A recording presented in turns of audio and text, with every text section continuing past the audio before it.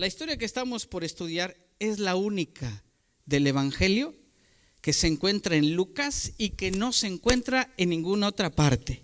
O sea, es única y exclusiva de la narrativa de Lucas. Muy bien. Y es la historia de la viuda de Naín. Y cuando digo la viuda, no significa que tenga unos labiosotes así grandotes e hinchados. Cuando digo la viuda, significa aquel que murió su esposo. ¿Ok? Esta historia, escucha, nos muestra este principio. Y este principio es vital para que tú y yo podamos desarrollar, alcanzar lo que hoy Dios nos habló. Y esta historia nos muestra que la compasión que tiene Jesús por aquellos que pasan tragedias, tristezas y dificultades es lo que lo movía a bendecir, a hacer milagros, a resucitar, a sanar, a liberar. Este elemento es fundamental, la compasión. Hace tiempo comencé a hacer ejercicio y algunos que hacen ejercicio pueden usar barras, pueden usar mancuernas. Y todos aquellos que usan este tipo de aditamentos para ejercitarse, sus manos primero empiezan a lastimársele, porque empiezan a salirle callos, ¿no? Pero no le sale primero los callos, lo primero que le sale es una irritación, le empieza a doler y si continúa haciéndolo, se le forma la ámpula, la ampolla y termina doliéndole. ¿A alguien le ha pasado? Y no solo el que hace ejercicio, también aquellos que manejan muchas herramientas de construcción. Si usted quiere ir con alguien que trabaja constantemente en la construcción, vaya y agárrele la mano. Y algunos parece que son el guapo ven porque está llena de bolas, todas bien duras. Y te agarran y te raspan. ¿Me explico? Ok, pero eso no sucedió de inmediato. Primero tuvo que rozarle, le tuvo que doler, incluso se le tuvo que romper y pasado el tiempo se le empieza a hacer callo. Y no solamente los que trabajan en la construcción, también muchos que trabajan en la limpieza y las amas de casa. ¿Quién de ustedes no tiene la famosa ampulita aquí entre el dedo gordito y el que señala? Ve a las mujeres que acostumbran la limpieza y aquí la tienen a fuerza. Los estudiantes lo tenemos en el dedo medio o en el dedo índice, por de tanto que escribe uno. Y hasta tiene el callito, ¿me explico? Dice otro, pastor, yo tengo un callo más grande. ¿Cuál es? El que está entre el ombligo y el pecho. Entonces, un callote. Escúchame. Así es que cuando lo empecé a hacer, llegó el día que me dolían las manos, ¿no? Y tenía las ámpulas. Pero pasó el tiempo de tal manera que después ya no me dolía, porque se empiezan a formar callos. Y el callo es el endurecimiento, escucha bien esto, el callo es el endurecimiento y el engrosamiento de una parte de la piel que empieza a perder sensibilidad. ¿Y sabes por qué pierde sensibilidad esa parte? Porque el callo es el acúmulo de células muertas. El callo es células muertas. Por eso es que se pierde la sensibilidad y ya no te duele. En mis tiempos había un personaje que se llama Cocodrilo Dundee o Cocodrilo Dundee. Él era un personaje de Australia y en sus talones se llegó a hacer una costra de varios centímetros que incluso él agarraba un pasador y se lo atravesaba. Porque la planta de sus pies era tan gruesa, tenía tantos callos que se encajaba ese seguro y no le dolía. ¿Por qué? Porque la callosidad es el acúmulo de células muertas que te engruesa y hace que pierdas sensibilidad. Así como sucede físicamente, emocional y espiritualmente llega a suceder lo mismo. Lo que un día te dolía al ver o al oír a alguien en una tragedia, ya sea en ti, ya sea en tus hijos, en tu cónyuge, en tus padres, en hermanos de la fe e incluso en otros individuos, eso que te dolía y te movía a ayudar, que te movía a participar para solucionar, llega el momento en que ya no te duele. Y como ya no te duele, entonces ya no haces nada.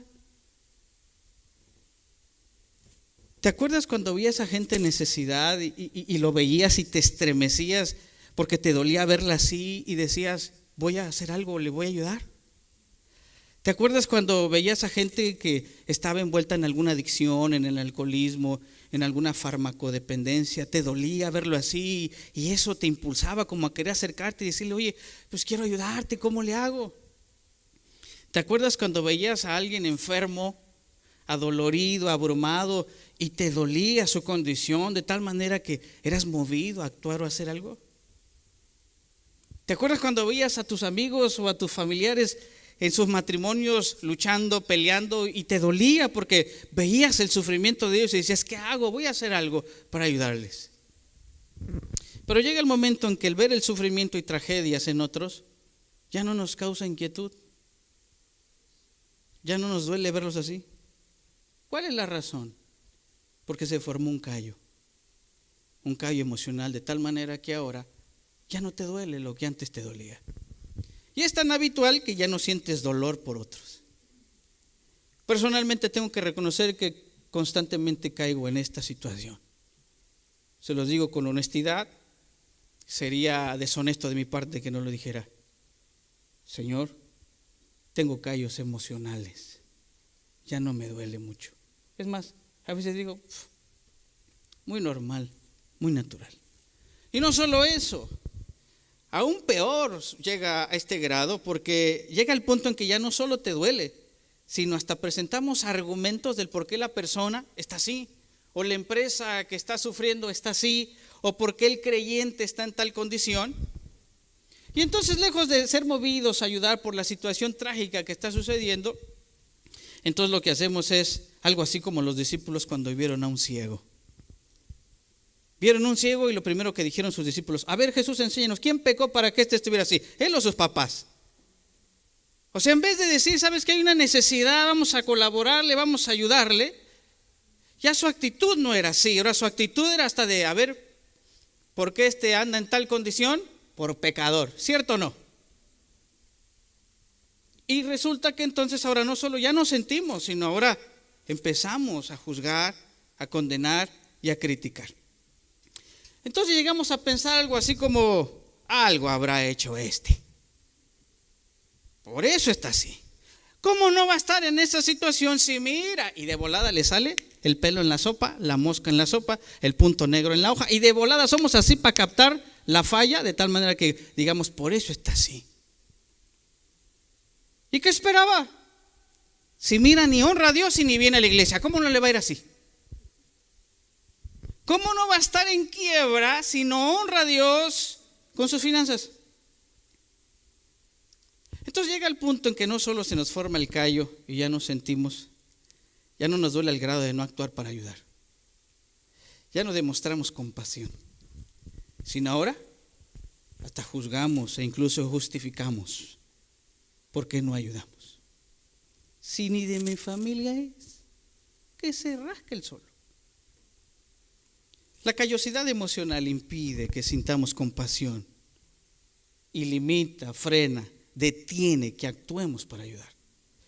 Y la verdad es que habemos gente que caminamos sin compasión ante el sufrimiento de los demás. Pero hoy quiero notar la compasión que marcaba Jesús como hombre. Y la palabra compasión que vamos a estudiar aquí en Lucas viene de un vocablo, escúchame, que se define como una emoción que conmueve lo más recóndito de las personas. Muchos de nosotros hemos escuchado quizá esta expresión, se le conmovieron hasta las entrañas. ¿Ok? Donde esta parte se le considera las entrañas. Entonces llega el momento que la compasión, escúchame, te conmueve a lo más íntimo y a lo más profundo. Pero la compasión implica, escúchame, acción. Por eso Jesús era movido profundamente en sus entrañas por la tragedia de la gente, y esto lo llevaba a obrar en su favor. La compasión real, la compasión genuina, la compasión verdadera, es cuando esa emoción por la tragedia de las personas te lleva a colaborar para solucionarlo. ¿Tú sabes cuál es la diferencia entre compasión y lástima?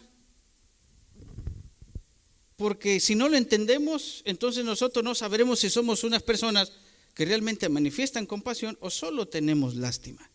De hecho, por ahí el dicho popular dice, no me tengas lástima porque no soy un perro. Lástima a los perros.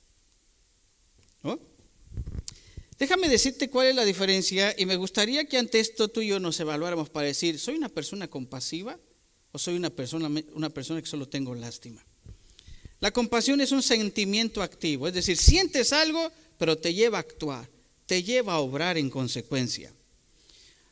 De tal manera que tú ayudas a mitigar o incluso a eliminar el sufrimiento de los demás. Eso es compasión.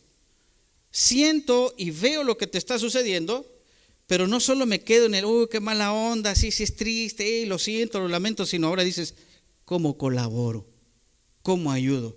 Por eso es un sentimiento activo. Ahora escucha, la lástima es un sentimiento pasivo que simplemente implica tristeza, pero no acción. ¿Estás viendo el sufrimiento? Sí, no haces nada, pero lo sientes. Y eso solamente es lástima. ¿Me explico? Ahora la pregunta es, ¿y qué era lo que había detrás de Jesús como para que Él manifestara esa compasión? ¿Por qué Jesús era tan empático con la tragedia y el dolor de la gente? Déjame decirte algo. Jesús desde temprana edad siempre tenía compasión por los demás. Pero déjame platicarte algo. Muchos estudiosos de la Biblia dicen que Jesús experimentó el fallecimiento de José, de su papá. Y aquí les va el chiste, por si estaban al pendiente. Y usted quiere comprobarlo en la Biblia, lo puede comprobar.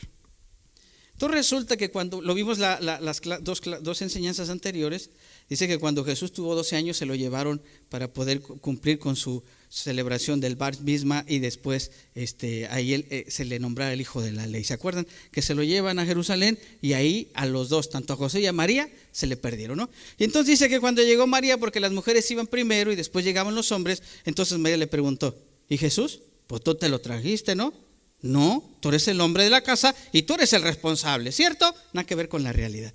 Pero bueno, tú eres el hombre de la casa y entonces aquí, y somos hombres de la casa cuando hay problemas. Cuando no, todo está bien, la mujer es la que manda. Tú eres el hombre de la casa, ¿dónde está Jesús? Pues no sé, pues ahora vámonos y lo encontremos. Y entonces ya dice que lo encontraron, ¿verdad? Ahí en el templo, haciendo preguntas y respondiendo algunas, ¿no? Y después de ahí regresan a casa y nunca más se vuelve a nombrar a José. ¿Qué hizo María con José?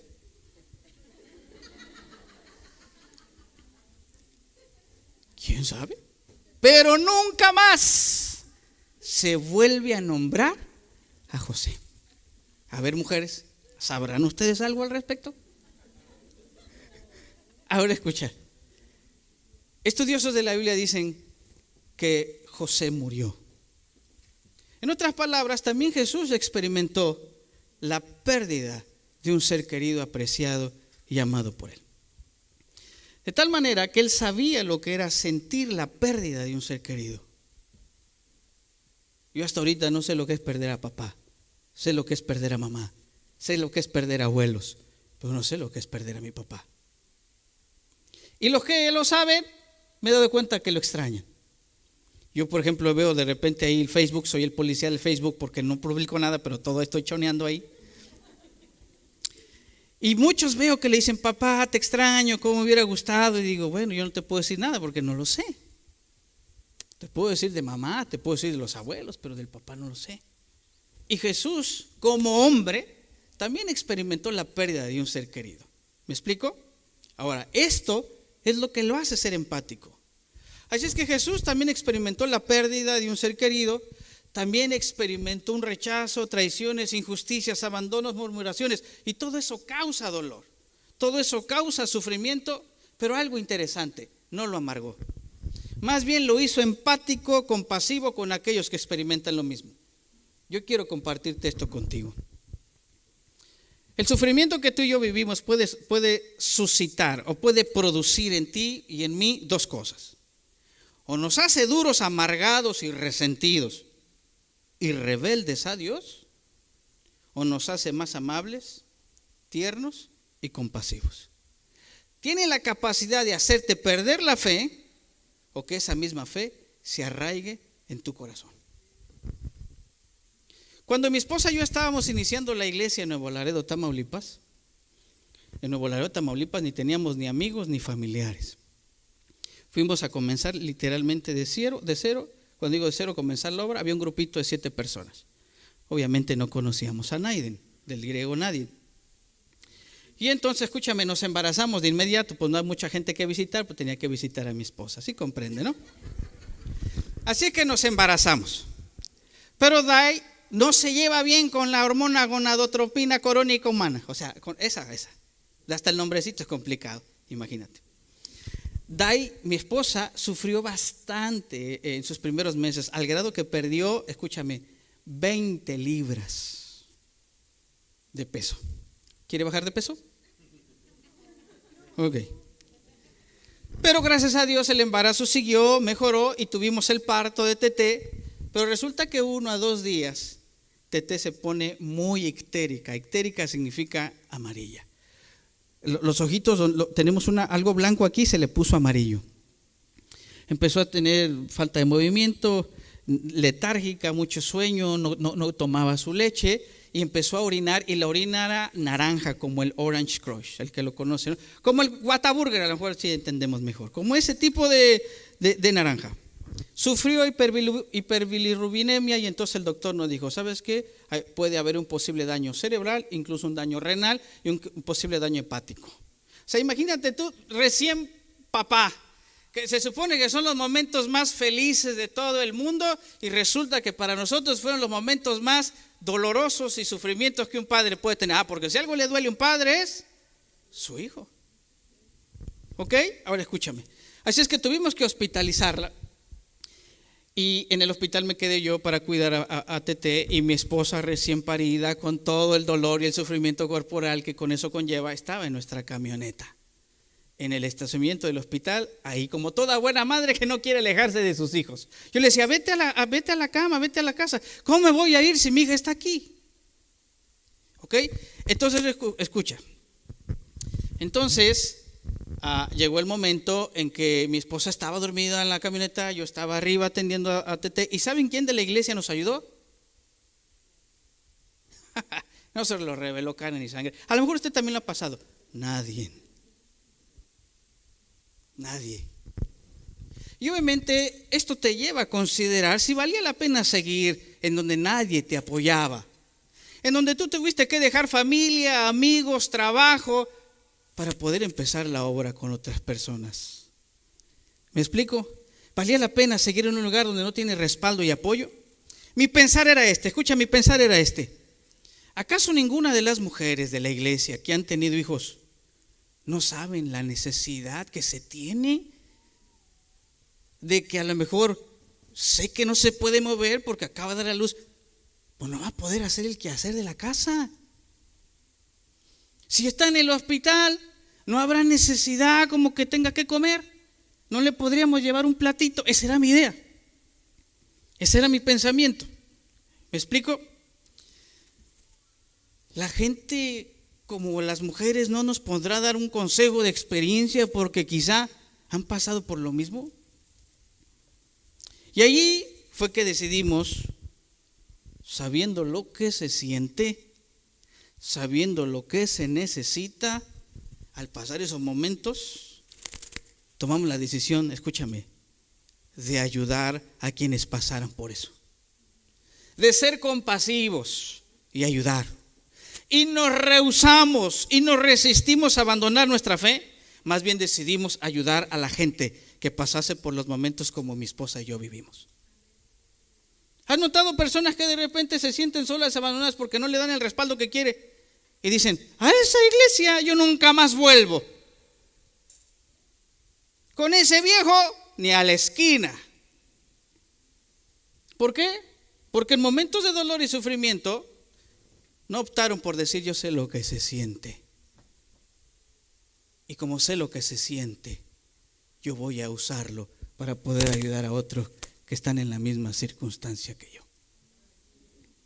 Pero ¿cómo Jesús mostraba la compasión por la gente? En específico en esta historia única del Evangelio de Lucas. Quiero leértelo, Lucas 7 del 11 al 16. Léamelo por favor conmigo, vamos a leerlo juntos. El que no lo lea va a tener un hijo que se parezca a mí. Ya dijo, de modo. Aconteció después que él iba a la ciudad que se llama Naín, e iba con él muchos discípulos y una gran multitud. No se le olvide esta porque esto va a ser clave para entender. ¿Oh? Fíjense cuántas multitudes había. Cuando llegó cerca de la puerta de la ciudad, he aquí que llevaban a enterrar a un difunto, hijo de su madre, la cual era viuda, y había con ella como mucha gente. Entonces había dos multitudes, ¿no? Una multitud que venía con Jesús y una multitud que venía con la viuda. Recuerde, la viuda no es que tiene unos labios gruesos, sino que perdió a su hijo, su esposo. Y cuando el Señor la vio, ¿y cuando qué? Cuando el Señor la vio, se compadeció de ella, tuvo compasión de ella y le dijo, no llores. Y acercándose, tocó el féretro y los que lo llevaban se detuvieron. Y dijo, joven, a ti te digo, levántate. Entonces se incorporó el que había muerto y comenzó a hablar. Ahora escucha. Muchas veces nosotros podemos ver el sufrimiento y la necesidad de la gente, pero ¿realmente lo observamos? Una de las razones, escúchame, es que creo que vamos en la multitud que acompaña a Jesús y no en la multitud que acompaña a la viuda. La multitud que acompañaba a Jesús venía de haber visto un milagro, de haber resucitado a un siervo de un oficial romano. ¿Cómo esto se equipara en nuestra vida? Es como cuando estamos en esa etapa de nuestra vida donde no tenemos problemas, no tenemos dificultades, la suegra no está en casa, escúchame, no tenemos problemas físicos, no tenemos problemas económicos, estamos bien hasta el top con nuestro cónyuge. Escúchame, incluso son esos momentos en donde Dios ha escuchado nuestras oraciones, nuestras peticiones, al grado que estamos tan felices que esa felicidad no nos permite ver la necesidad de otros. Es como cuando venimos al servicio, hablamos de la convivencia, tuvimos una convivencia maravillosa, los tacos estuvieron de peluche, o sea, del número 1, y escucha, y la alabanza no se diga, es más, tocaron esa que nomás de escuchar la primera nota, mira, cierro los ojos y me conecto, ¿no? Tocaron la alabanza que me trae gozo. Hay libertad. Si vieron que me empecé a dar esa, porque esa me recuerda de Nuevo Laredo. Casi era el himno del Nuevo Laredo. Escúchame. Recibimos una enseñanza maravillosa, pero saliendo de aquí, al ver el sufrimiento, queremos engañar a nuestros ojos. Lo ves y de repente volteas y dices que no lo vea, que no lo vea, que no lo vea.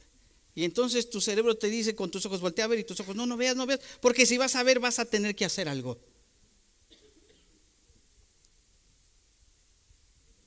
¿Me estoy dando a entender? Allí es donde, escúchame, ahí es donde vamos a dejar ver si realmente tenemos compasión por las almas o lástima. Porque a veces estamos tan ensimismados en lo bien que estamos que nos olvidamos de los otros. Ahora escúchame, yo alabo a Dios por todo el bien que tenemos. No me malentiendas, ¿ok? Si estás en un momento así, agradécelo, disfrútalo. Porque quizá habrá momentos que no vas a estar en la multitud que acompañaba a Jesús. Quizá en un momento en la vida vas a caminar en la multitud que acompañaba a la viuda. Y no te estoy maldiciendo, no creas que te estoy deseando un mal. Es la vida misma.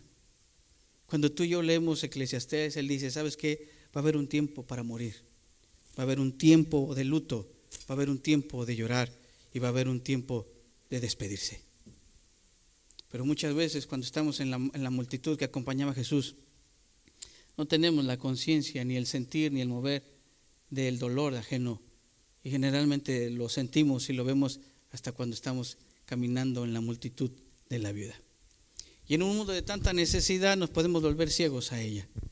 Lo podemos ver como algo normal, o que mientras no sea algo que le ocurra a nuestra familia, a nuestro amigo cercano, no me atañe a mí, no me importa a mí. Como no es mi familia, como no es mi hijo, como no es mi trabajo, que gire el mundo, no me importa. ¿Explico? ¿Qué pasa en ti cuando ves a gente sufriendo en necesidad? Hagamos esta pregunta. ¿Qué se mueve en ti?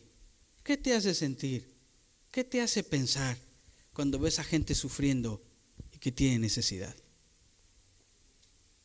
A Jesús el dolor de la viuda literalmente le conmovió las entrañas. Estoy seguro que posiblemente recordó el dolor de perder a su ser querido y fue empático con él. Y lo llevó a hacer algo. Algo práctico, algo sencillo, algo como el video que quiero que veas. Y vas a ver un video tan práctico de una persona que vio una necesidad y fue movida a compasión. Y la compasión no la hizo sentir incómoda, sino le dijo, puedo hacer algo y lo que está en mis manos lo haré. ¿Lo tenemos en pantalla?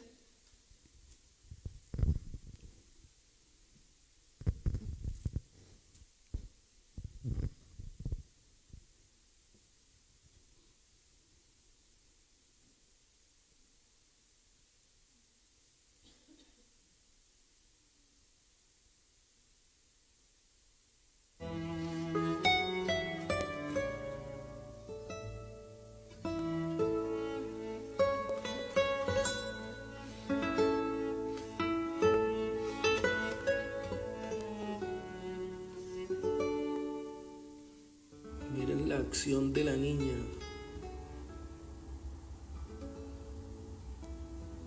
Y su padre no lo puede creer.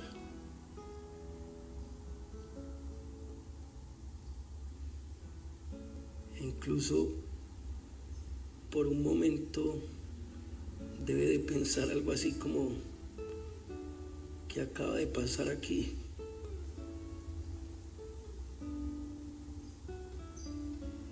Yo creo que en ese momento se siente el padre más orgulloso del mundo y se para a felicitar a su hija. Una de nuestras oraciones delante de Dios, como seguidores de Jesús, debiera ser: Dios, permíteme ver la necesidad de la gente, ser compasivo y empática con ellos. Acercarse al que sufre o al que está en tristeza y poder dar esperanza, escúchame, es una de las ayudas más básicas que como hijos de Dios podemos hacer. Te lo quiero volver a decir. Acercarse al que sufre, al que está en tristeza y darle esperanza es la ayuda más básica que los hijos de Dios podemos dar a los demás. ¿Qué hizo Jesús? Jesús se acercó y habló con la viuda, ¿y qué le dijo? No llores. Quién sabe si hubiera reaccionado yo así cuando experimenté la pérdida de mis seres queridos. Pero escucha lo que te voy a decir. Jesús sí supo porque lo dijo. Yo estoy convencido de que Jesús sabía que tenía que ir ahí porque había una necesidad que él sabía podía suplir. Nunca más vas a volver a escuchar una narrativa acerca de Naín, de que dijo, Jesús volvió a regresar a Naín. Nunca más volvió. Entonces él sabía que era el único momento, la única oportunidad que él tenía para poder ayudar a la persona que estaba en necesidad. ¿Ok? Ahora escucha lo que te voy a decir.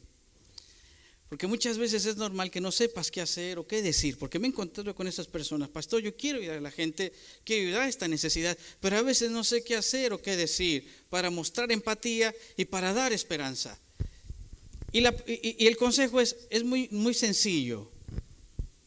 Tan sencillo como decirle a Dios, dame la palabra que tú quieres que le diga. Dime qué es lo que tú quieres que haga o que no haga, pero dime. Y habrá momentos, escúchame, en que Dios te dirá si hay algo que decir. O te va a decir, ¿sabes qué? Mira, no digas nada, solo estate ahí. Y hay un pasaje en la Biblia que me impresiona bastante, que creo que Jesús por eso lo hizo. En Eclesiastés 7:2 dice de la siguiente manera, y me gustaría que lo aprendiéramos porque es algo que tú y yo lo vamos a aprender. Ayúdenme a leerlo. Mejor es ir a la casa de luto que a la casa del banquete. Porque aquello, hasta hablando de luto, es el fin de todos los hombres. Y el que vive lo pondrá en su corazón. ¿En dónde es mejor estar? ¿Cuando hay algarabía? ¿Cuando hay fiesta? ¿Cuando hay celebración? Es bueno, pero no es lo mejor. De la perspectiva divina dice, es mejor que vayas a estar con las personas que están pasando los momentos más difíciles de la vida. cuando están sufriendo, cuando están extrañando, cuando muchas veces los tormentos de sentimiento, de culpabilidad les están pegando duro. ¿Me explico? Y ahora, déjame decirte algo. Yo viví esta parte, mi experiencia con el recién fallecimiento de mi mamá. Cuando mi mamá, escúchame, porque quiero ilustrar que yo también he tenido que decirle a Dios, ¿qué les digo? ¿Qué hago? Enséñame, muéstrame, porque no quiero ser yo. Ahora escucha. Y si me ayuda a pasar el del teclado, estaría bien, hermano. Cuando me enteré que mi mamá iba en la ambulancia rumbo al hospital, porque me llamaron como entre 5 o 6 de la madrugada, lo que hice fue ir a buscar a Dios, a tener ese diálogo sincero, porque cuando realmente te dan esas noticias, créeme que tu oración es realmente sincera. Y mi pregunta fue sencilla: ¿mamá vive o mamá muere? Y él me dijo: tu mamá va a morir. Yo estaba tranquilo porque tiempo antes le había predicado a Cristo y ella había entregado su vida al Señor. Pero no me llevó a pensar en mi mamá ni en mí. Esto me llevó a pensar en mi papá y en mi mamá. Me llevó a pensar en mi papá y en mis hermanos. Y le dije a Dios: ¿habrá algo que ellos necesiten escuchar? ¿Algo que yo deba decirles de parte tuya? Y esta fue mi oración. Porque no quiero ser yo con mis emociones o mis pensamientos el que les tenga que decir algo. O sea, realmente quiero que seas tú a través de mí, dejándoles saber lo que tú quieres. Y él me responde clarito: vas a hablar con cada uno de ellos por teléfono. No hables juntos, habla individual. Ora con ellos, escúchame. Escúchalos, no interrumpas. Y me dice: y al final les vas a hacer esta pregunta: ¿cómo te sientes? La mayoría de nosotros, como hombres, porque todos mis hermanos son hombres, nos cuesta trabajo abrir nuestro corazón. ¿Me explico? Así que así lo hice. Y al final me dijo: y después, háblales de lo que tu mamá hizo, de arrepentirse y entregar su vida a mí, e invítalos a hacer lo mismo. Y así lo hice. Le llamé individualmente a cada uno de ellos, los escuchaba. Y la mayoría de nosotros: no, que mi mamá, ¿por qué no se atendió? Si yo le mandé el dinero. Y el otro, que también es licenciado en enfermería como yo: no, es que fíjate que el doctor me dijo que... Y ya me empezó a hablar de todas las cuestiones médicas. Y los escuché. Pero cuando les decía ya al final: ¿cómo te sientes? ¡Pum! Se rompían y lloraban. Lloremos. Y después de llorar, orábamos. Y después de orar, les decía: déjame decirte porque yo estoy tranquilo. Y les hablaba de cómo mi mamá entregó su vida a Cristo. ¿Tú quieres hacer lo mismo? Creo que este es un buen tiempo como para decir: Dios, yo te necesito. Y mi familia, escúchame, que años lloraba por ellos para que se convirtieran en el evangelio, y nada de nada, en ese momento le entregaron su vida a Cristo. ¿Ok? Ahora escúchame. Si tú y yo queremos ser efectivos en momentos difíciles, que eso nos lleve a buscar a Dios y pedir su guianza y su dirección. Cuando ya mi mamá estaba fallecida, ya la tenían en la casa, mi papá me dijo por teléfono: hijo, sé que no vas a poder venir, pero el hecho de que nos hayas llamado, el de que hayas orado por nosotros y nos hayas dado tu apoyo económico, estamos muy bien. Cuando tú y yo vemos la historia de Jesús, vemos que él iba bien, iba en fiesta, iba en alabanza, iba en algarabía. Y yo me siento así cuando falleció mamá. Estoy en uno de los mejores países que pudiese estar, en la voluntad del Señor, con mi esposa, con mis hijos, en salud, con gente que me aprecia, que me ama. ¿Qué más puedo pedir? se puede pedir que uno tenga compasión. Y Jesús tocó el féretro e hizo algo para ayudar más allá, escúchame, que solo palabras. Porque no solamente le dijo, oye, está bien, no llores. Pero no solo le dijo, no llores. Hizo algo porque estaba con compasión. ¿Y sabes qué hizo? Tocó el féretro. Y si tú y yo vemos la cultura judía, si algo un judío se cuidaba, era de tocar algo que estuviera en contacto con los muertos. Porque era contaminación espiritual, tenía que aislarse, tenía que irse a lavar y ahora sí que entrar no en cuarentena, sino en 7 días de aislamiento. Y eso te hace pensar. Y eso te hace pensar porque de repente tú dices, ¿y todo eso tengo que invertir y sufrir para poder ayudar a alguien? No. Y por eso muchos de nosotros no nos somos movidos a compasión, porque eso implica muchas veces que tienes que ocupar un tiempo que tú quisieras para ti, para poder ayudar al otro. O sea, ¿cómo invertir mi dinero? ¿Cómo invertir mi tiempo? O sea, ¿cómo invertir mi descanso? ¿Cómo que lo voy a ir a visitar al hospital? ¿Cómo que voy a ir a pasar la noche cuando ha fallecido un ser querido? No, mañana me tengo que levantar temprano. ¿Cómo que voy a ir yo? No, si este recurso lo tengo para mí porque estoy ahorrando para conseguir algo que quiero, ¿cómo se lo voy a dar? ¿Alguien está entendiendo esto conmigo? Ahora escucha. Y Jesús dijo, voy a tocar el féretro y estoy dispuesto a romper los límites religiosos porque esta persona lo necesita.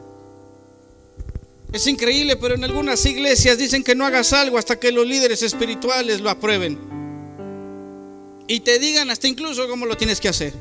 Imagínate si Jesús le hubiera dicho a la viuda, oh, fíjate que sí veo tu dolor y tu sufrimiento, pero no puedo hacer nada porque tengo que ir primero con los fariseos para preguntarles si puedo y que me digan cómo. Espérame tantito, ¿no? Pero a veces así sucede. Fíjate que siento tu dolor, pero no puedo tocarlo porque ceremonialmente voy a estar impuro y entonces no me gustaría aislarme. Así es que, ¿sabes qué? Pues síguele con tu camino. Y a veces así sucede. Así es que Jesús vio a la viuda y actuó sabiendo que por algo se había dado cuenta, porque quien lo vio fue Jesús. ¿Y qué significa esto? Así tú, cuando Dios te permite ver el dolor y el sufrimiento de alguien, es porque puedes hacer algo. Dios te permite ver el dolor y sufrimiento de alguien, es porque puedes hacer algo. Porque Dios sabe que tú tienes algo que puede mitigar o anular el dolor. Escucha. Y cuando tú, movido por la compasión, haces algo, prepárate para ver milagros sobrenaturales. Jesús, movido por la compasión, ve el dolor de la mujer y entonces en esa compasión va, entrega y hace lo que tiene y un milagro sucede. ¿Qué sucede? Se resucita a una persona. Estoy convencido que Dios te va a decir cómo ayudar de acuerdo a tus recursos. Jesús tenía el poder de resucitar y sanarlos.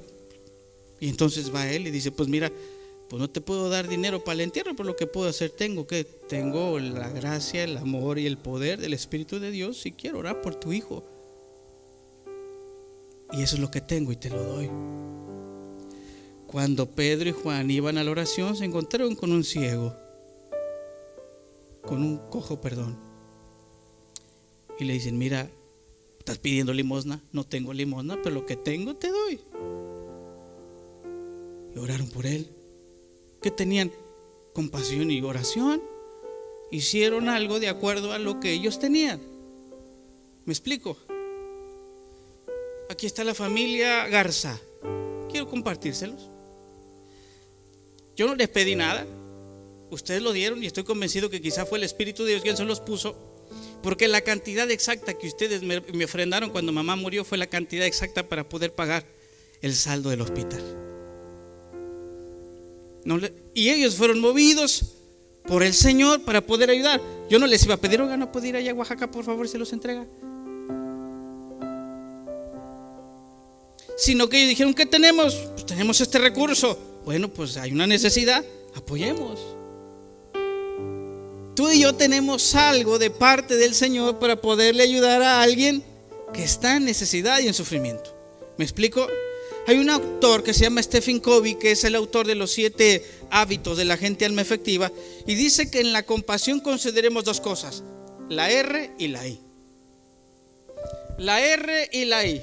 En los momentos de tragedia, en los momentos de desgracia que está viviendo una persona, una empresa, una familia, una iglesia, lo primero que dice: ¿sabes qué? Ten presente estas 2 cosas, la R y la I. La R es de recursos. Es decir, ante cualquier situación de tragedia, lo primero que aconseja es: evalúa qué recursos tienes. ¿Qué recursos tienes? Y cuando hablamos de recursos, pueden ser recursos de experiencia, tengo recursos de oración, tengo recursos de la palabra de Dios, tengo recursos económicos. Eso es con lo que yo cuento. Y si tengo estos recursos, ahora la siguiente es la I. La I es la iniciativa. ¿Qué puedo hacer con lo que yo tengo? Iniciativa, yo doy el primer pasito para decirte: estos recursos que yo tengo, te los puedo proveer en la necesidad que tú estás viviendo. Y estoy convencido aquí que hay gente que ha pasado por problemas matrimoniales severos, rudos, difíciles, y saben lo que se siente. Y cuando tú ves a otro matrimonio, sin que te lo diga, porque tú lo lees, y tú dices: ¿cómo sabes que esos tienen problemas? Porque yo lo viví, y esa carita yo la conozco. Cuando alguien tiene un padecimiento de enfermedad, tú sabes lo que se siente, que tu ser querido está enfermo, y lo ves adolorido, y tú dices: yo sé lo que se siente. Tengo experiencia para poderlo compartir contigo y para poderte ayudar y para poder caminar esto contigo. Cuando de repente sentimos ese quebrar financiero que dices: no traigo nada. Y tú dices: yo sé lo que se siente no tener recursos y no tener dinero. Y hoy que me ha bendecido, tengo el recurso para podértelo proveer, para podértelo dar. ¿Alguien está entendiendo esto conmigo? Mira, yo sé que tienes jóvenes, adolescentes también, son rudos y difíciles, y sé que te está partiendo el corazón lo que está haciendo tu hijo. ¿Por qué? Porque a mí me lo hizo también. Pero déjame compartir contigo y caminar estos momentos y darte lo que el Señor a mí me dio para poder salir adelante. En otras palabras, tú y yo tenemos recursos que tú puedes tomar la iniciativa para poderle ayudar. Quiero concluir. Si tú y yo seguimos el ejemplo de Jesús y caminamos en compasión y empatía por la gente, escúchame, no solo bendeciremos al necesitado, pero Dios va a recibir gloria y se va a dar testimonio de nuestra cristiandad y llevaremos la presencia de Dios a donde tú y yo vamos. Por eso el versículo 16 termina diciendo: y todos tuvieron miedo y glorificaban a Dios diciendo: un gran profeta se ha levantado entre nosotros y Dios ha visitado a su pueblo. Quiero decirte que este es Jesucristo, hombre, aquel que está dispuesto a venir en los momentos de mayor dolor. Escucha, aquel que cuando estamos quebrados, cuando parece que ya no hay razón de vivir, en esos momentos cuando el dolor de la pérdida de un ser querido es profundo y tan grande, hasta incluso se te olvida buscar a Dios, ese Jesús viene a tu encuentro y no necesitaste pedirlo, porque la viuda no le pidió nada. Todos los versículos anteriores se acercaban a pedirle a Jesús, y esta mujer no le pidió nada. Pero Jesús vio el dolor de ella y le dice: no me necesitas pedir nada, yo sé lo que se siente. Y fue la iniciativa de Jesús acercarse, como hoy Dios me dijo que te dijera, que Él se acerca a ti y a algunos les va a decir: no llores, ya no llores.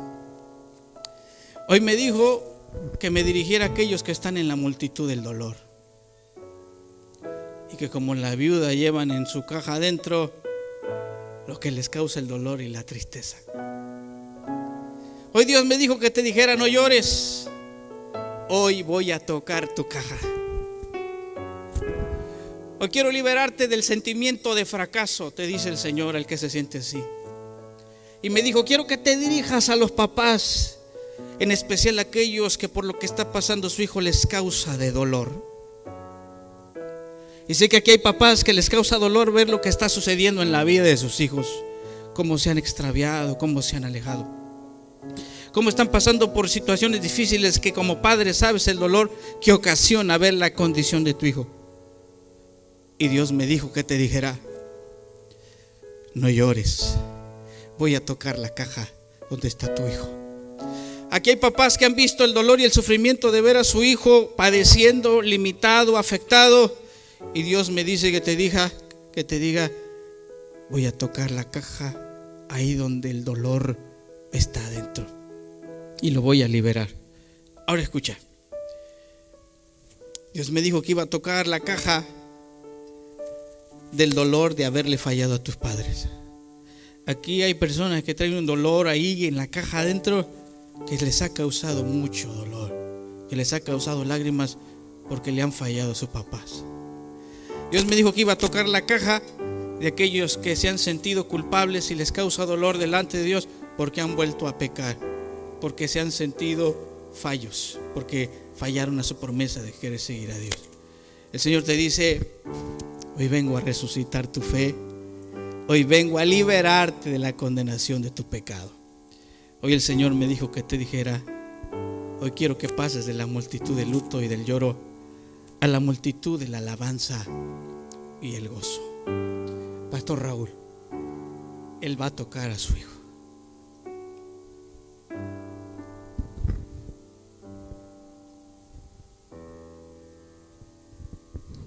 Y hoy me dirijo a usted, pero me dirijo a los padres. Yo he visto tus lágrimas por tu hijo, por tu hija.